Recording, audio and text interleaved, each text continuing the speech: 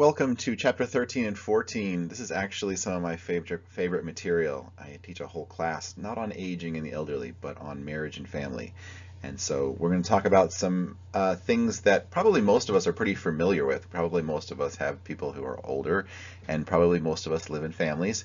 And that's stuff that we really care about, and we want to know how they're doing and what we can do to make them better.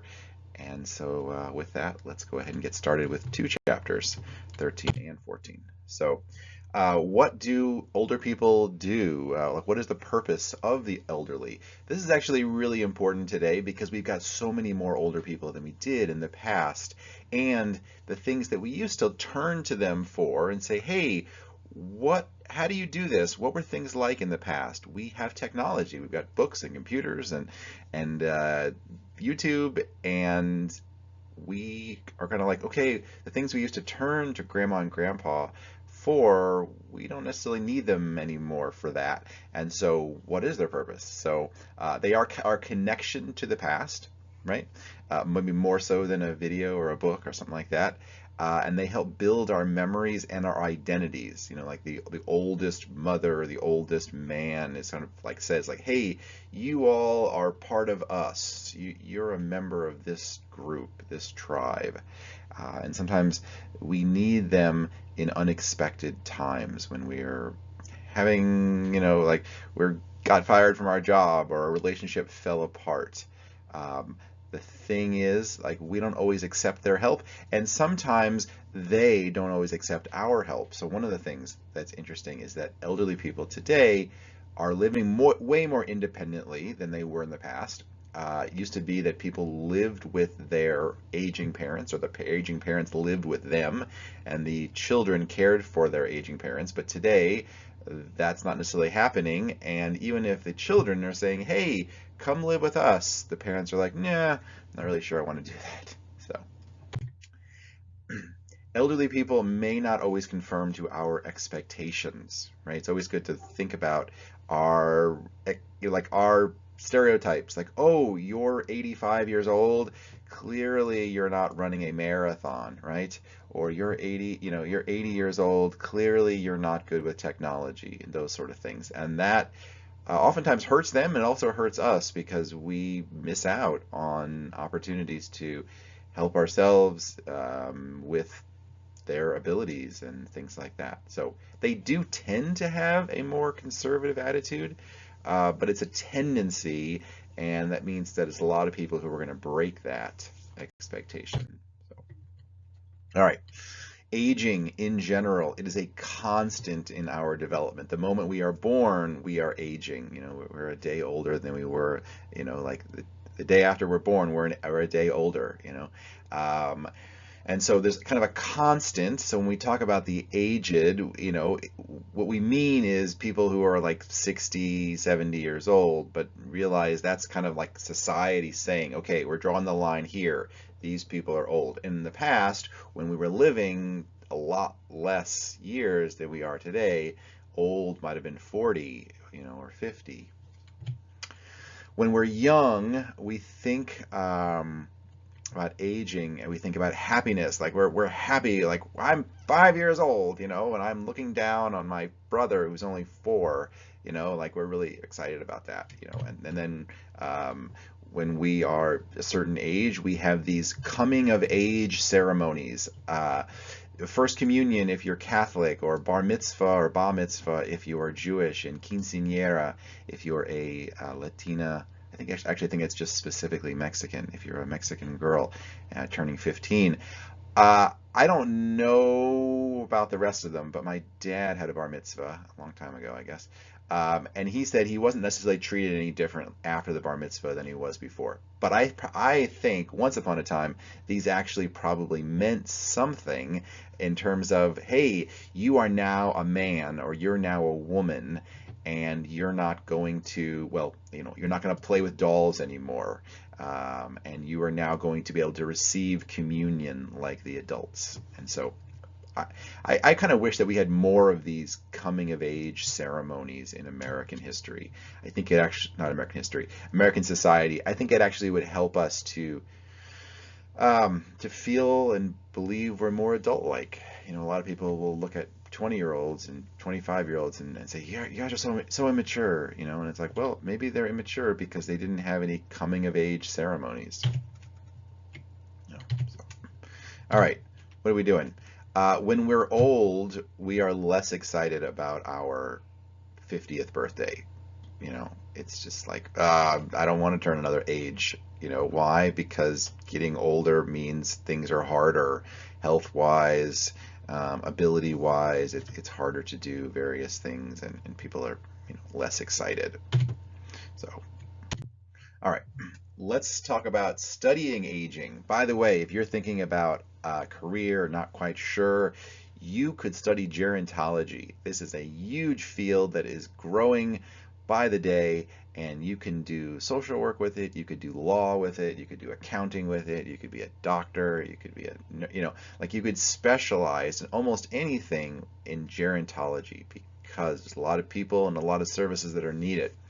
So, what is gerontology? It's about understanding aging, and this could be medically or biologically, socially, financially, economically, right? Like, how is the world going to change because we have so many more older people today, and what can you do to help in that change? So, how old are these people? You know, maybe who's the youngest? It's kind of hard to tell because maybe she's wearing, hair dye, and maybe he's had some work, on his face, and like it is difficult to tell if you go into Walgreens today and you look at the, what products are being sold there. How many anti-aging products are they? It's like half of the products there, so that makes it hard for us to know how old people are. There's genetic differences, there's health habits, there's hair dyes, there's other things that you can do. Some people age better than others, right? And some of that's just genetic. Like, yeah, you could not smoke and you could drink lots of water, and that helps. But sometimes people do everything wrong and they still seem like they look really young. All right, I've mentioned it several times that we are going to have an increasing number of elderly people, and so here we are with our chart. So let's look at this. We have 85-year-olds are blue. Blue 85-year-olds. I need to change my color of marker here. I'm going to pick something else. And you have people who are red, who are the 65 to 84, and then you've got gray as your 18, kind of your adults, and then your children are this tan thing. And what you see here, if you go back 125 years as of this recording, what you see is that you haven't had a whole lot of increase in the number of children. Some, I mean, maybe it's doubled in the last 125 years, but that may sound like a lot, but it's not really, not numerically, right? What about the number of adults? The number of adults is, gosh, compare this right here, to this right here. It's quadrupled, right? Well, what about the number of 85 plus? Boy, you can't even see any back here, right? There's none. There's none back here. There's no blue. In fact, blue doesn't really even show up until about right here in the 1960s. But it begins to increase, and it is projected to continue to increase for the next 40 years, right? The number of adults going up, and the number of elderly people, the 65 to 84, again, really, really small right back here in the 1900, and back here, gosh, it's probably 10x right here, 20x, 15x. You compare it right there to right here. Yeah, so a lot more elderly people. And why is this? A lot of reasons. Probably the biggest ones are technology. We have better healthcare, way better healthcare. We didn't have penicillin until World War II. Penicillin is something that fights infection. If you get, think about the war. If you get shot in the leg, was very difficult to treat people, in internal infection. But with penicillin, you can do that, and then all the explosions of radiation for cancer, and we are way more aware of what is killing us. We understand that germs how germs operate. We understand that smoking is bad for us, that, red meat is cancerous, at least hot dogs and processed red meat. And so you have a lot more people exercising and eating healthy. So, all right, moving on. This is really important. If you want to know why politicians tend to give things to the elderly as opposed to the young, it's because they vote in large numbers. They are very politically active. We have the raging grannies who are trying to convince young men not to join the war. But that is just one example. If you look at, something is good for the youth versus something that's good for elderly people. Why are houses so expensive? Because the elderly own houses and the young don't. And so what are we doing for housing prices? A whole lot of nothing, right? Why? Because the elderly vote and they benefit from high housing prices because they own them. And you can take a loan out against it, or you can sell it if you need to do something else, right? And so, yeah, just they are very powerful. For years, people wanted to touch Social Security, and we're touching it now.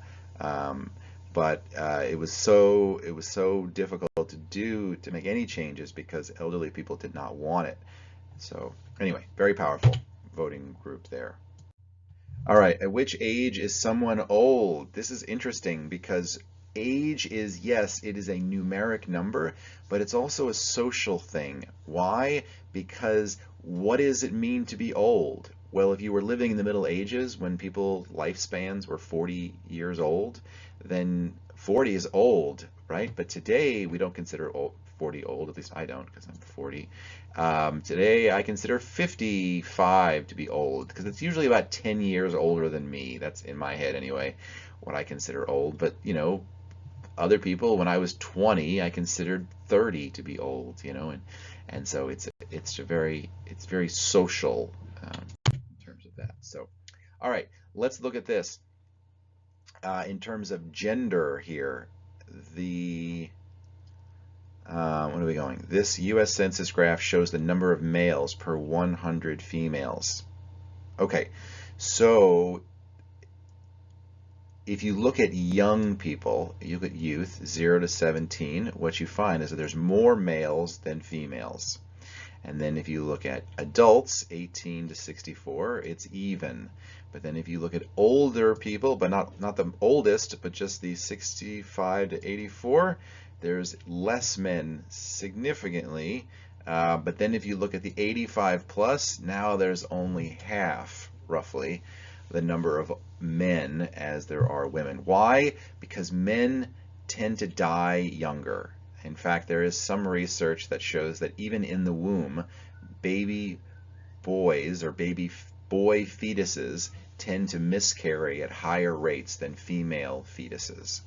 It's as if females' bodies were built to survive in ways that men have not. The theory is that maybe because women carry children, that they have like the 2.0 body in a sense.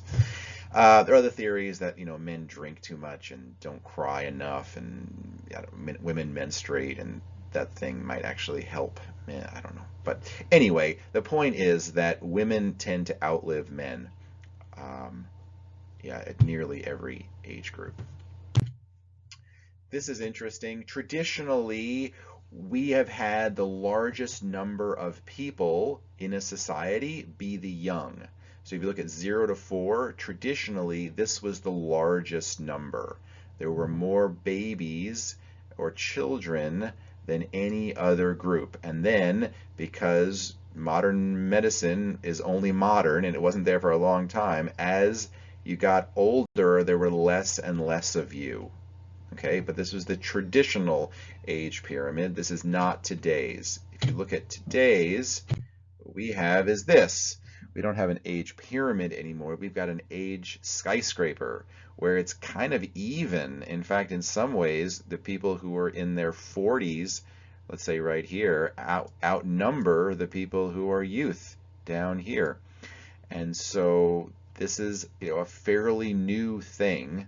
And then you have females over here, and what you have is you have a lot more of them right there than you do for men. And so again, things are changing due to the fact that we're just living a lot longer and we're having a lot less babies than we were in the past.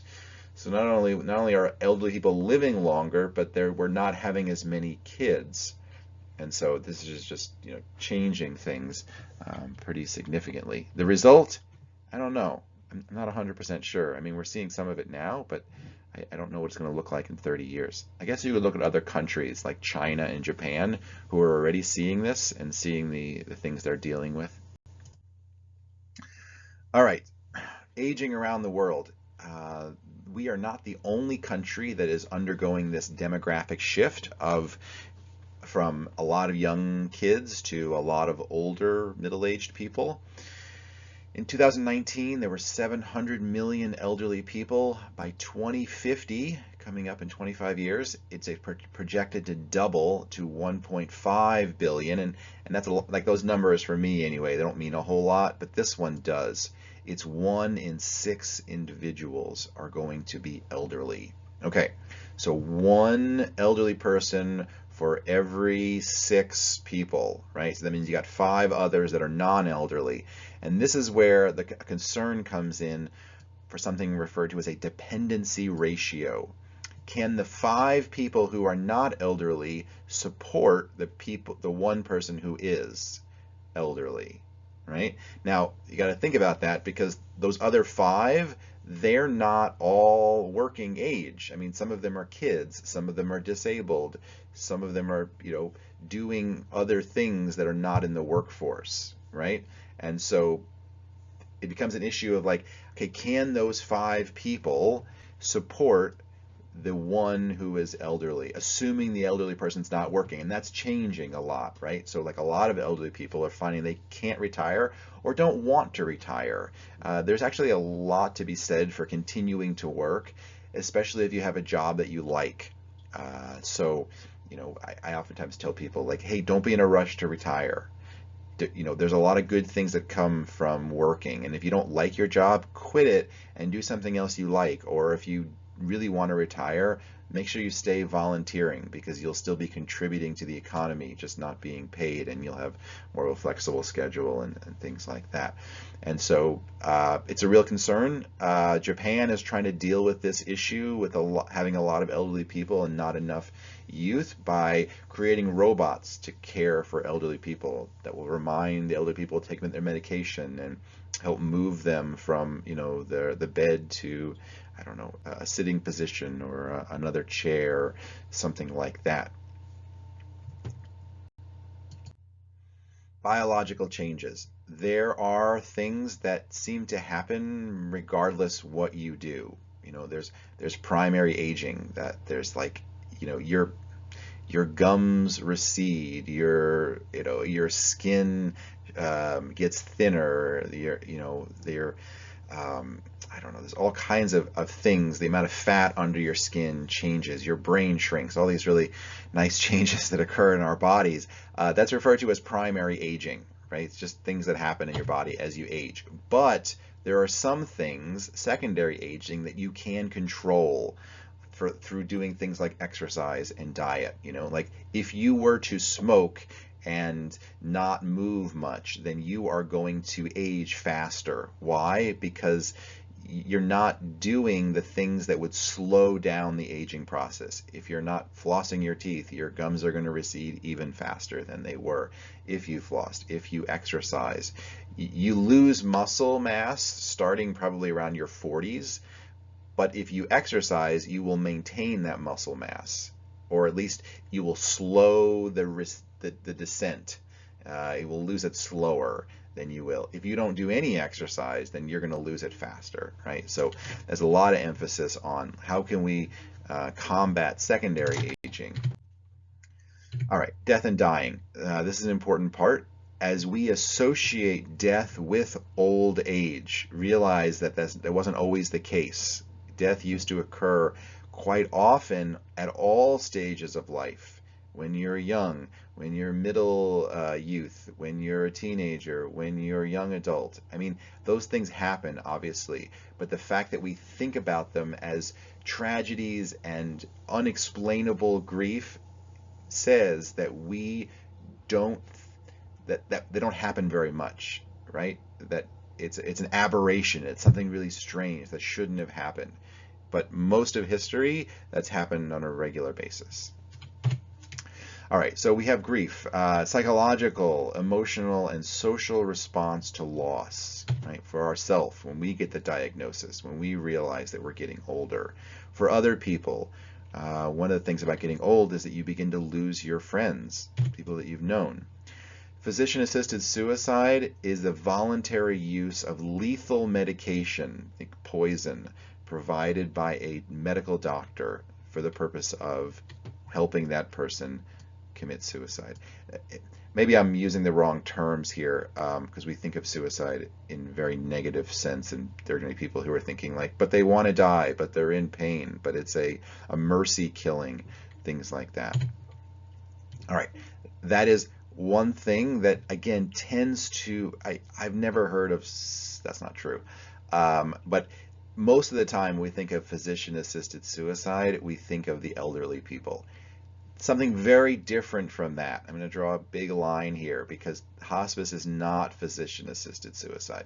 Hospice is when somebody is given a diagnosis and they decide not to fight against it.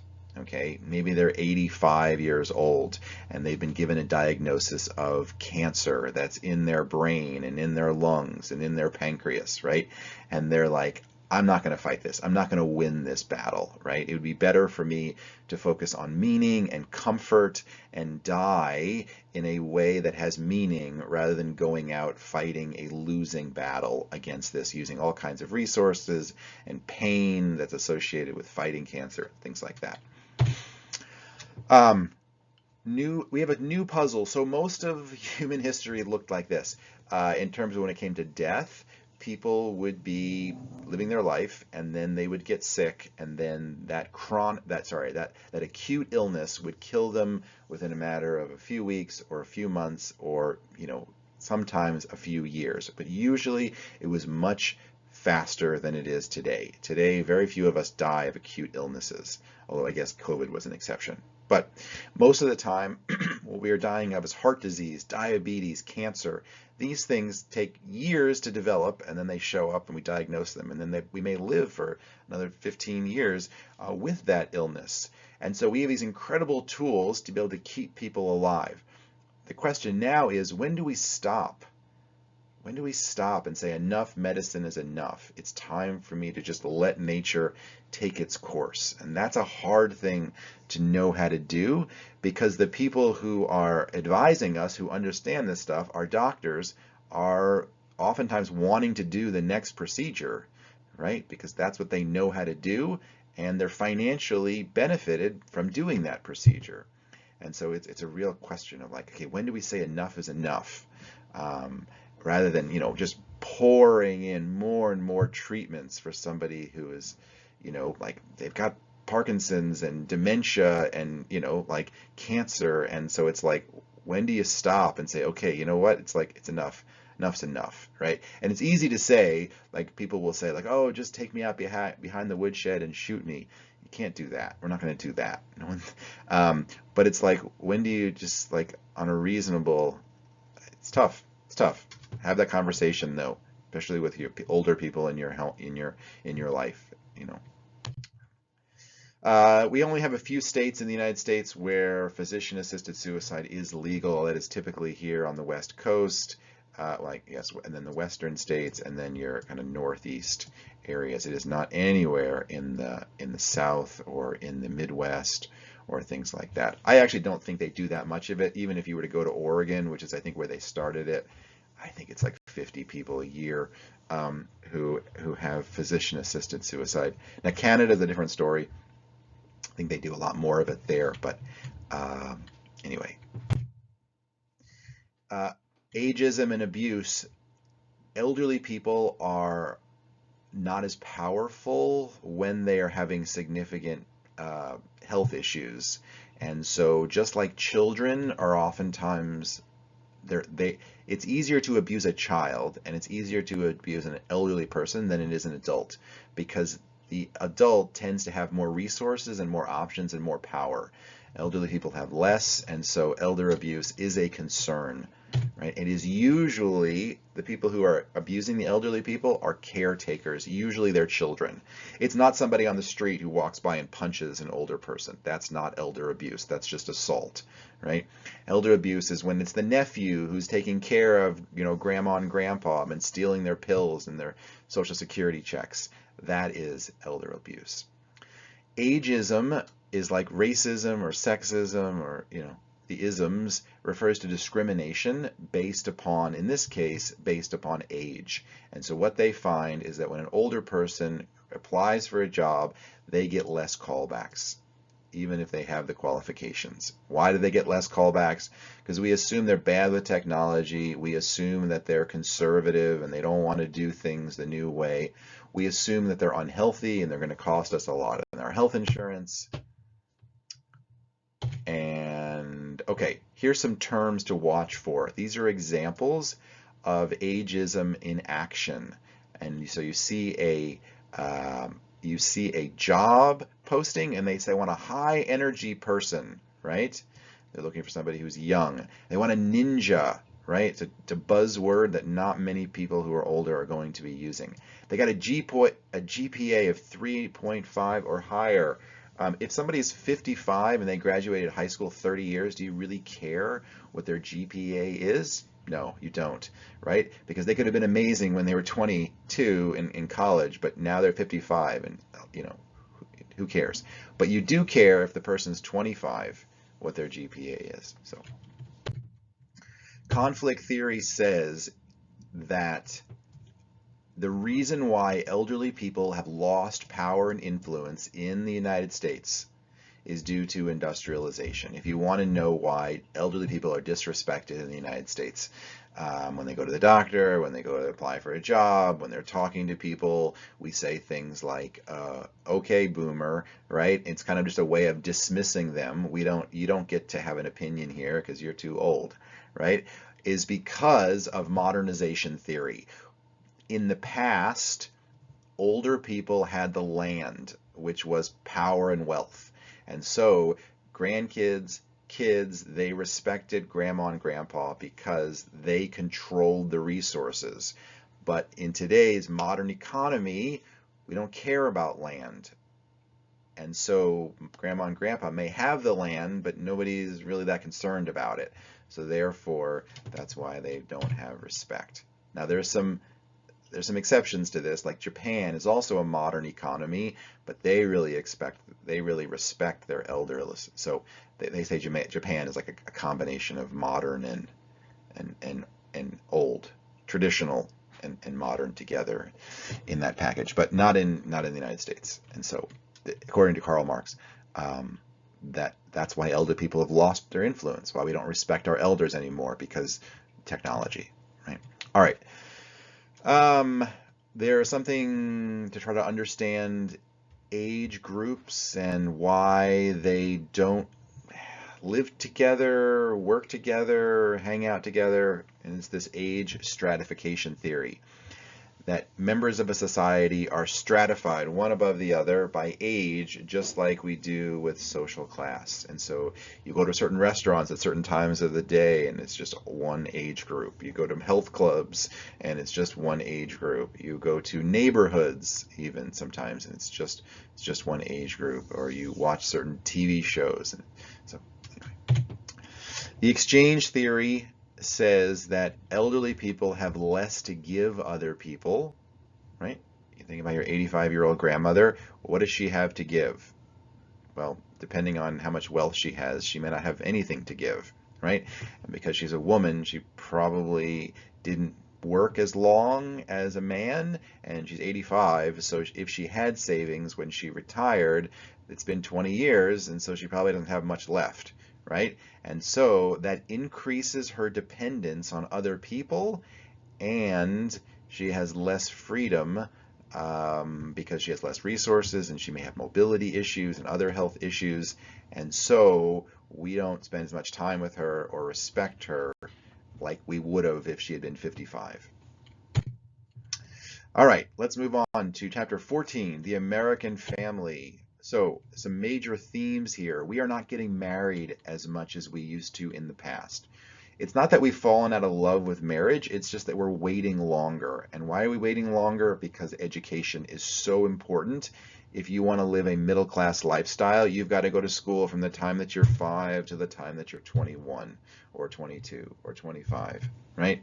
And so it is hard to get married. It's hard to be married and be in school. So people typically don't do that. And so we're waiting longer. We're having less children. We're having less marriages than we are children. Many people have not gotten married but still have children, which often, not often, sometimes results in more single parents. In the past, single parenting was stigmatized. It was a thing of shame. That has largely gone away today, but because we had less, we didn't wait to get married to have children. We have more single parents. So you could think of cohabitation as something that has replaced marriage, right? So cohabitation is where you are sharing a residence with somebody, a romantic partner. The assumption is you're having sex, may not necessarily happen, but that's often the assumption, while they're unmarried. They're shacking up, they're cohabitating. People are doing this.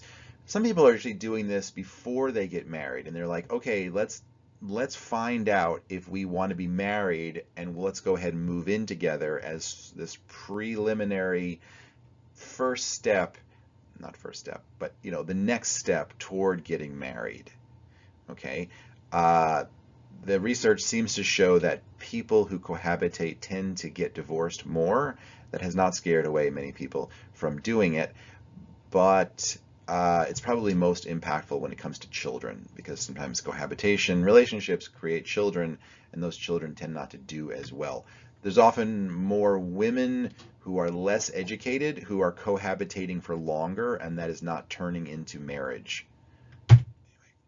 There's also more non-traditional relationships. Non-traditional would be like LGBTQ or biracial relationships, and less nuclear families. The truth is that the nuclear family, which is mom and dad and their kids, was really only popular. It started getting popular in like the 1940s, and it really just worked after World War II.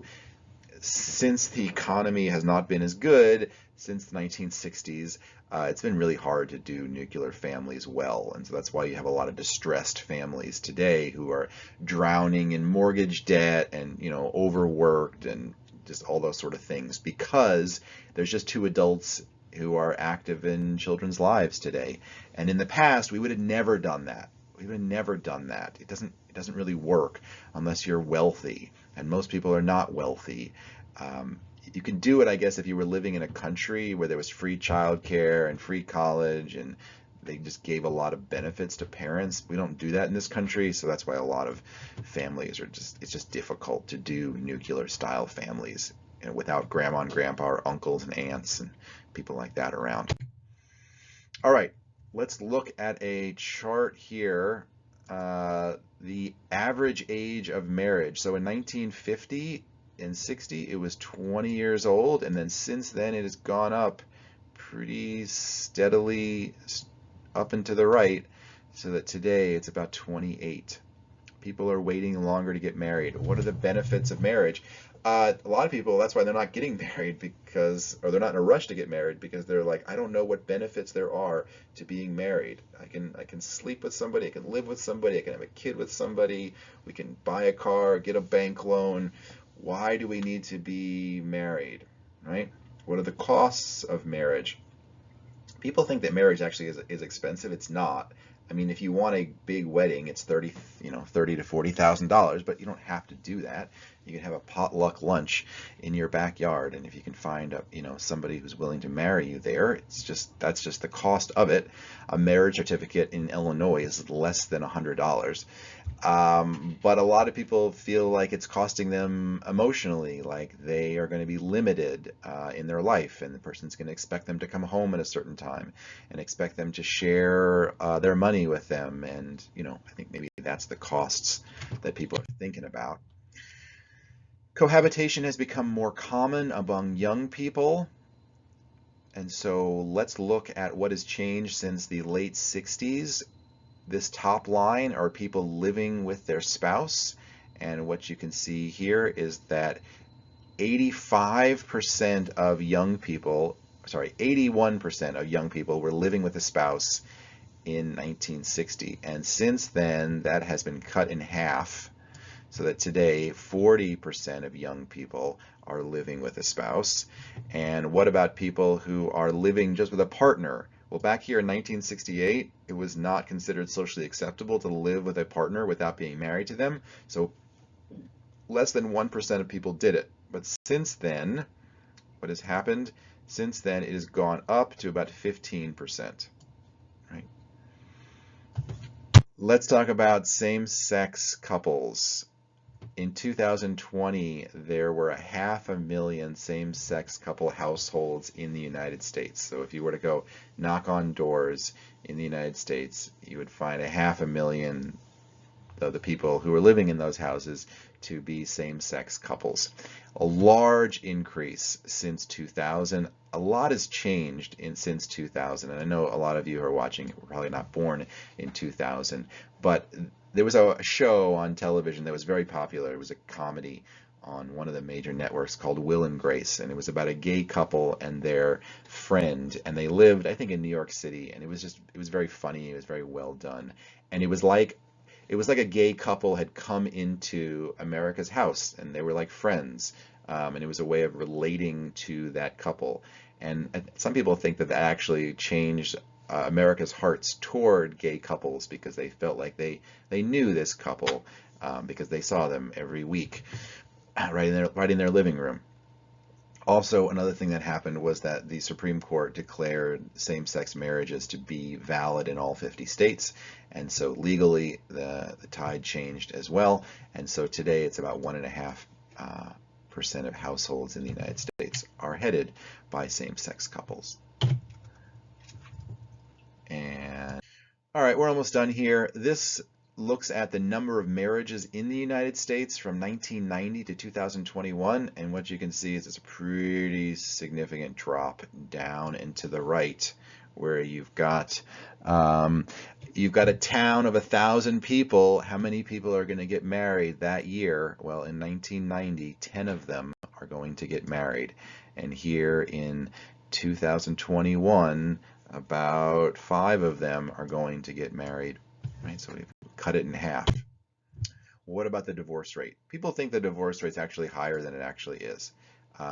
Divorce rate since 1900 has gone up pretty significantly, but it peaked in 1980, 45 years ago, and since then it has, largely gone down. Right? Now, a couple things to realize. This is a crude divorce rate, which means it's just looking at a group of 1,000 people. Okay? And so we have less marriages today, so we have less possibility for divorce. Right? So that's one of the things to realize. But that kind of applies mostly, since then you have less marriages. Right? And so that is one of the reasons why the marriage rate has gone down. We also have less young people. Another reason why it's gone down since the 80s. Since 1900, it was hard to get divorced. You had to prove to a judge that you deserved to get divorced. Today, you don't have to prove to a judge. You just kind of tell the judge you want to get married, and he issues it. It may be more complicated than that, but well, it's more complicated that if there's assets, if there's kids involved, then the judge has got to figure out how we're going to divide the time for these kids up. And if there's wealth involved, then that's also another thing to do. But anyway, yeah. Marriage and family. Let's talk about some definitions here. Marriage is a legally recognized contract. It's a legal contract. That's why the state gets involved in deciding who gets to get married and who doesn't. And not all relationships can get married, by the way, because it's legal. So for instance, if you're 5, you can't get married, right? If you're married to somebody else, you can't get married. If you are not of sound mind, you can't get married, right? A lot of things that prevents people from getting married.